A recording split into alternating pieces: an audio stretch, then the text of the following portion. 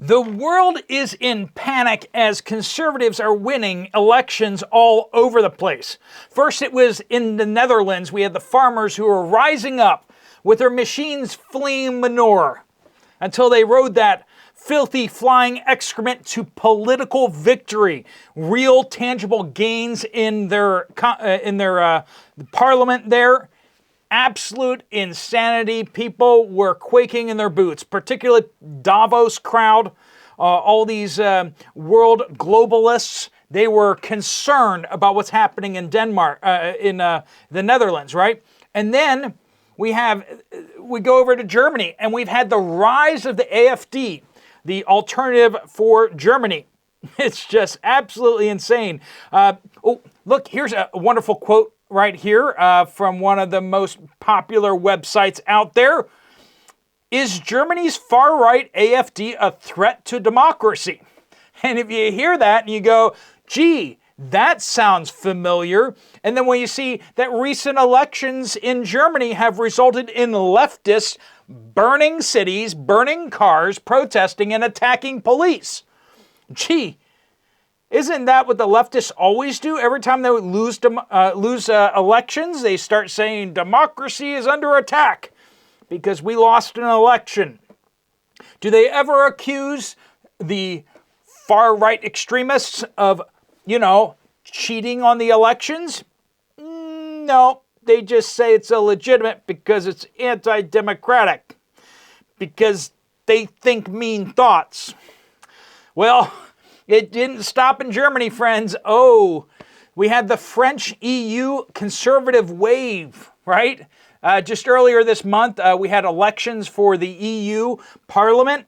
And for all the countries that haven't left the Union yet, like the UK finally was able to pull off, much to the annoyance and grinding of teeth in Europe, right? Well, the French delegation to the EU is going to be made up of a lot of conservatives. We have Le Pen's party in France, and they sent a whole bunch of representatives, right? And same thing was happening over in Germany, AfD, and a whole bunch of other states inside the European Union also sent folks who were more to the right than what would make these crazed leftist globalists happy, right? Okay, so we had that, and that triggered what just happened yesterday, which is, so sweet. Macron, the president of France, felt his authority challenged, and so he thought it would be better to call a snap election real fast before Le Pen and all the other folks out there could be prepared for an election. He thought he could catch them off guard. Well, the first round of the election just happened yesterday, and did Macron get crushed? Yes, he did. It is now possible, it's possible that Le Pen's national rally may take, in the second round, an outright majority of the parliament in France. Ooh, yikes. Yeah, Macron will still be president, but if he loses their legislative side of things, basically nothing gets done. And it's a telling sign that probably they're going to get a new president real soon. And when they do, suddenly people who aren't ashamed of the French flag will be in charge. Now, that's not the only places we've had craziness going on, and we got more coming this week. A major election coming this Thursday. But before we get there, let's go back in time just a little bit further to Canada. Several liberal bastions of Canada have fallen to conservatives, and Trudeau is quivering in his Cuban boots. It's fantastic. And if you wonder why I just brought up Cuba, make sure you understand. Just Google Trudeau, Castro, and the truth will be evident to you of his genealogy. Let's just say it that way. Trudeau is fuming mad and fearful as the elections have recently gone against him and his anti-trucker rally folks. People saw the debanking of those who had donated just a few dollars to the trucker rally. And what happened in Washington, D.C. in January years ago basically happened in Canada at that rally. And so it's the same thing. It's just people are fed up with this. Using the tools of authority like the police, the national security state, and the military for your political purposes to persecute your political opponents, and hijacking the justice system to use it against fellow Canadians. People are fed up with that. And like I said, it looks like we're going to have another interesting time on Thursday this week when the UK goes to the polls. The United Kingdom is considering whether or not to send Nigel Farage to the Prime Minister's office in London, which, let's just say, Le Pen and her party dominant in France, the AfD rising in Germany, and Nigel Farage as Prime Minister of the UK would be just so sweet. There is this massive wave of libertarian and conservative folks rising up around the world, people realizing that this globalist, liberalist, eat the bugs agenda is just not what they want. They're tired of the wars and supporting countries that are not allies by getting dragged into World War III with no votes. Has any country out there voted in their legislative, the population? Has there been a single referendum on whether or not to send billions and billions more to that country in Eastern Europe? Has there been any popular appeal to the people? No. These isolated legislatures, these presidents and prime ministers are doing these things on behalf of their constituents without the consent of their constituents. There's a reason why the power of war belongs to the U.S. Senate, right? We're supposed to vote on war. And yet we keep getting into these police actions and these engagements with no end, with finances that we don't have the money for. I've already talked about how the fact is that this year, 100% of our tax revenues are going to go to Social Security, Medicare, Medicaid, other fixed spending programs like food stamps that are by law locked in, and interest on our national debt.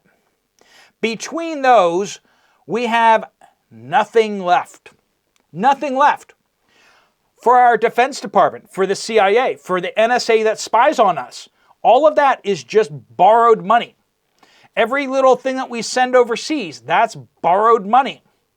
We're borrowing money to do all of the things that you and I don't want us to be doing. We can build a border wall on every country out there except for our own. We can deploy our troops to every single country around the world except our own, or even to any countries that actually border our country. If anyone had half a brain in their head, they'd declare war on Mexico and invade 100 feet into Mexico and create a DMZ. Like, we wouldn't have to do anything for that. We could just do it. With all these police actions of how we've invaded how many different countries, we could just do that. The United States president could pick up the phone, order the troops to move 100 feet or 1 mile into Mexico and create a DMZ. that anything that crosses that DMZ that doesn't go through the actual roads, doesn't go through the actual rail lines, through the inspection points, gets stopped. This is how, like, I don't know, every other country functions. Did you know that the Mexican southern border has razor wire and a frickin' wall? I know, it's a surprise, isn't it? Mexico's southern border has a wall. But not the United States, because that would be crazy. Every other country protects their border. Try crossing China's border into the country illegally and see what happens. When you find your way into the jail cell with maybe some of your organs missing, you can tell me that the United States is being so terribly unfair. We have a president, a former president that's up for election again. He shouldn't be eligible for election because we already elected him president twice. So, you know, if anyone wants to raise a real constitutional issue, that's the real constitutional issue we should be raising, is that Donald Trump is not eligible to run for president again. But we're all going to, I guess, go along with the mirage and the stupidity and the outright lies that are out there that this will be his second or something. But this wave is not just the United States. We've been feeling this patriotic nationalism, this libertarian, this get the government off my back and leave me alone. Leave us law-abiding citizens alone and start prosecuting the criminals. You know, the people that are committing violent crimes in the cities. Did you know why Biden can get up there and start talking about how crime has continued to drop under his presidency?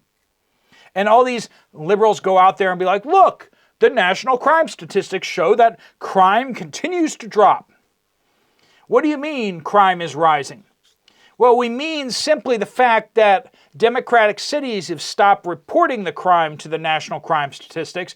And the fact is that when you take out cities like Chicago and Los Angeles and Baltimore and Philadelphia, when they just don't record any crimes to the national level, well, yeah, it makes sense that suddenly national crime has gone down, even though it hasn't. Just because in Chicago right now, it's so bad that if you get shot, there's only a 50% chance that the police are actually going to respond to the shooting. You can be laying in a pool of your own stuff, and you pick up that phone and you call, and they maybe will show up. Maybe. For violent assaults, arson, 50% actual response rate from the Chicago PD. Can you imagine that? That's like what's that dude, Two-Face in Batman? He flips a coin to see if he's going to do something bad or not do something bad. It's like that. The police are like Two-Face from Batman villains. We have, and that's not just Chicago, that's just the stats we have. The problem is that these Democrat cities are hiding the facts. They're not reporting the crimes. Most of these third world inner cities of the United States, the police aren't showing up to stop crimes. They're showing up to document crimes, but those documents never make it to the federal level. And believe me, they never get published at the state or the municipality level either. It's absolutely insane what's going on out there, what's happening in downtown Paris, where rioting took place last night, where angry immigrants and leftists took to the streets to start attacking police in the streets because they were upset that people who want to actually document people in their country would actually win some seats in the vote. You know, how anti-democratic is it that people vote a way you don't want them to? Spoken like true dictators and authoritarians, isn't it? We have a lot of work to do here in the United States, and there's a lot of work around globally that needs to be done. But friends, we're finding that more and more people are on our side, not because we have convinced them necessarily, not because we have shifted towards them, but rather because the people in power who used to be their allies have shifted so hardcore into insanity that rational people can't stand for this anymore. And the absolute insanity, I mean, to see the people cheering Jill Biden and her incendiary stupidity, really. I don't know if you saw that where she's praising her husband for answering every question. He didn't, but, you know, that's not high praise, that you answered every question.